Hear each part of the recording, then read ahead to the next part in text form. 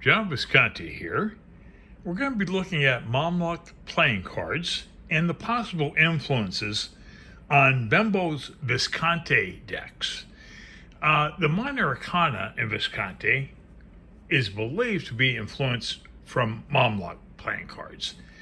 For this video, I'm using Ian Crumpstee's Patterned Garden Mamluk playing cards. It's currently available. And for the Visconti deck, I'm using the Visconti Mini by Lo Scarabeo. Now, the reason I'm using the small Visconti is that the camera can equally focus on each card without holding one down here and one up there, So that's why I'm using these small cards. They are quite small. A regular tarot card, 2.75 by 4.75. It's substantially smaller than a typical tarot card. And the Visconti Mini is even smaller than that. But anyways, here are the back of the cards, by the way. This is not an original Bembo Visconti's back, I don't think. But that was done by Lo Scarabeo. And I think Ian Crumpstee's back here is his own creation. Now, Mamluk playing cards originated in Islamic countries in the Middle East. And China actually invented paper money and paper playing cards in the 9th and 10th century, it's believed. And they made it down the Silk Road into the Middle East, into Islamic countries. And they created the Mamluk deck in the Islamic countries. Now, for the sake of the courts, in this particular deck here, there are 3 court cards. There is a lower deputy, is represented by 1 pip on the card. There's a second deputy, represented by 2 pips, and a king, which is represented by a throne symbol. You won't see any people on the courts because it's sacrilegious in Islamic countries at the time to show pictures of people on playing cards. So they're represented in Arabic titles at the top of the cards. But anyways, let's get into it so we can examine the cards. The focus of this video is that Bembo, when he did the Visconti decks, that he was influenced by the Mamluk playing cards. There are very few surviving paper decks, playing cards from the 14, even 1500s. I do have one deck here. This is the Cloisters playing card deck from the 1400s. And this is a court card here on the left. And on the right, we see a suit of pips here. This is a hunting deck. This is a Flemish deck. But you can see it's missing little embellishments within the pips here. And we'll see those floral embellishments and so forth. This is a very small Mamluk deck. Here's a more conventional size. I don't have the actual cards. These are just photocopies. But you can see here how highly detailed they are. This is the coins, and this is a polo stick. And this is a sword. And here we have cups, and here we have another coin card here. So anyways, well, let's begin. Now, this was a little information card that came with Ian's deck here. And he lists swords, polo stick, coins, and myriads. And myriads are cups, okay? So I'll point some things out as we go through the deck here. Now, I'm starting with polo sticks. In Italy, they didn't really know what polo sticks were, I don't think. So they took a polo stick and they created a baton or a wand. Anyways, you can see the embellishments here, these little floral decorations here throughout the pips. And you can see that Bembo was likely influenced by Mamluk playing cards when he created Visconti Forza decks. So there we have it. anyways, that's our ace of polo sticks and ace of wands. And next we have our 2 of polo sticks and our 2 of wands. I think this is upside down. I believe that's the way it's supposed to be. Yep, okay. And then we have our 3 of polo sticks and our 3 of wands.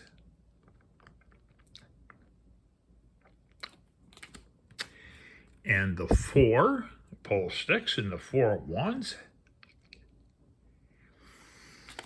But all the playing cards, European, French, and German playing card decks, I really don't see the embellishments so much on the pips or anything. So Mamluk's the only deck which really shows the embellishments. And so that's why a lot of people think that this influenced tarot decks back in the day. Hey, we have the 6 of polo sticks and 6 of wands. And we have the 7.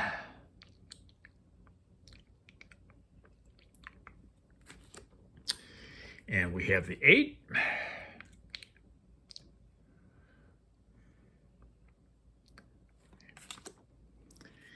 And we have the 9.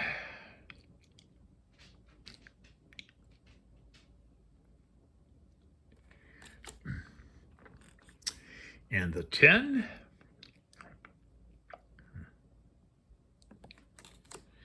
And here we have our first deputy here on the left on the Mamluk.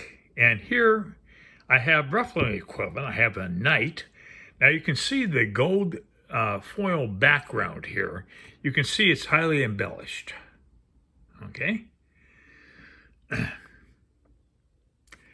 And then we have our second deputy, represented by 2 pips, which are, of course, the polo sticks.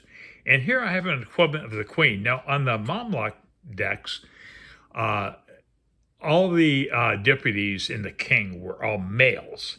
But I believe that the second deputy is roughly the equivalent of a queen.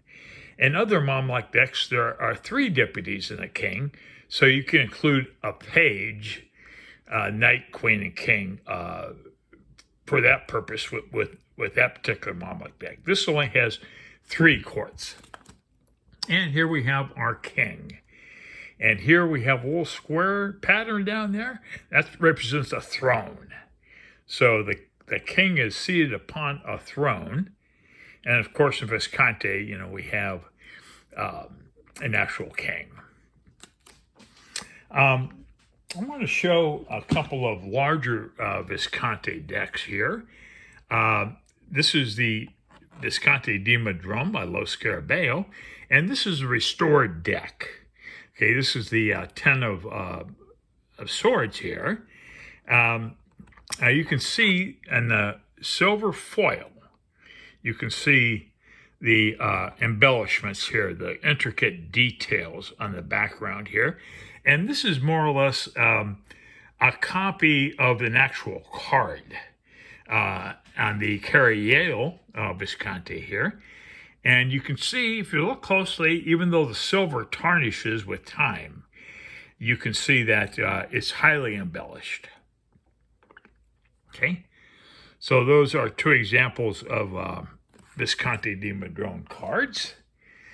Okay, and next we go on to cups.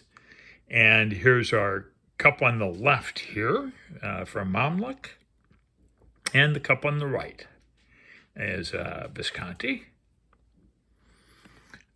And you see the pattern here. You see the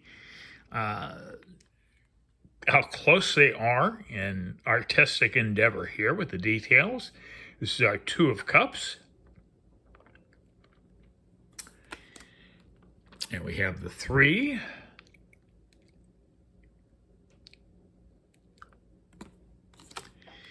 We have the 4.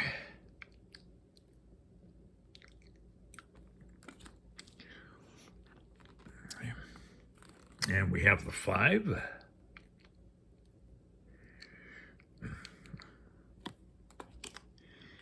And we have the 6.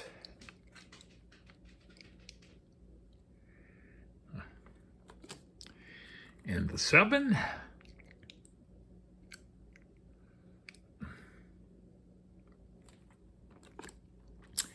And we have the 8.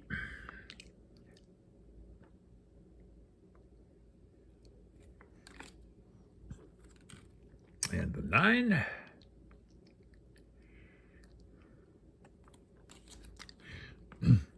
Now, not much paper has survived throughout the centuries. So the Bembo's Visconti decks were preserved because they were very expensive. And people saved them.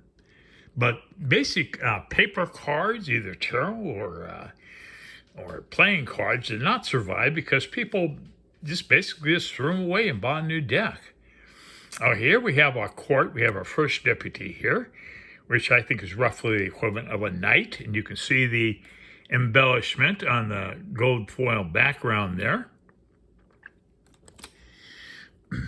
And we have our second deputy, represented by 2 pips. And the first deputy was represented by a single cup. And we have our queen. And then our king, and here's his little throne. Pardon me. And here's our Visconti king. Hey, moving on to coins. Got our ace.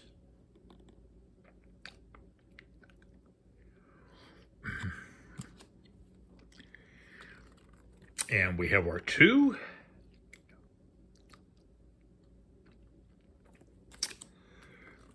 The 3.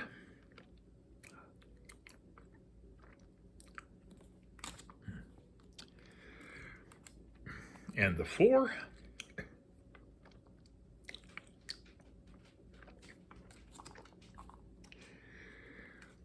We have the 5.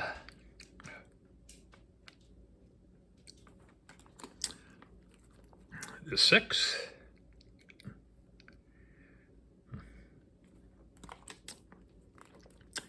The 7.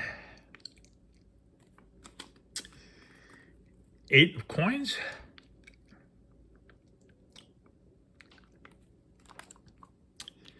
Have the 9.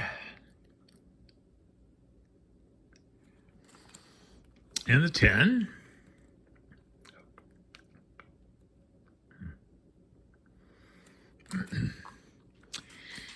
Okay, now we have our first deputy on the left here, roughly the equivalent of a knight. On the larger Mamluk cards, contains 4 court cards per suit. This deck here by Ian Crumpsey only contains 3 courts. So I'm putting the queen in here, and roughly the equivalency of a second deputy. Of course, we have 4 courts in Mamluk. We can utilize a page, a knight, a queen, and a king. And here we have the king of coins, and we have our little square throne there. And we have a conventional Visconti king here of coins on our right.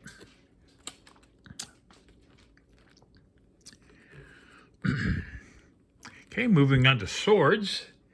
This is our ace. And the swords are scimitars, I believe they're called, because they're curved. And Visconti, all the swords are straight. And then we have our 3.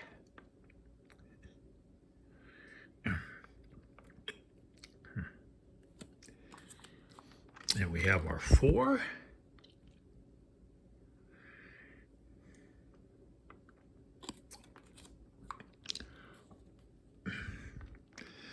And the 5.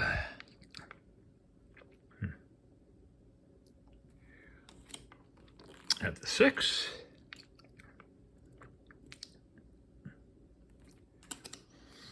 The 7.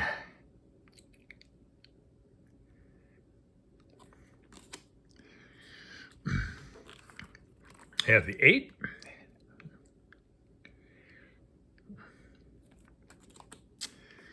the 9, and the 10 of swords. Okay. And let's look at these two full-size cards again here of that 10 of swords. So we can once again appreciate the intricate embellishments on each card. This would be recreated, and this would be a copy of an original card. You can clearly see the embellishments here, though, on that 10 of swords. Okay, then we have our first deputy, represented by a single pip here. And we have our Knight of Swords. And once again, look in the background here in the gold leaf. We can see it's quite highly embellished. And then we have the Queen, or the second deputy in the Mamluk. And wrapping it up, we have our King of Swords. Once again, a little square throne down there because they can't depict real people in Islamic decks. It's like sacrilegious. So they had to write a title and then just a suit symbol. Whereas Visconti in Italy, of course, they could create people for playing cards and tarot cards.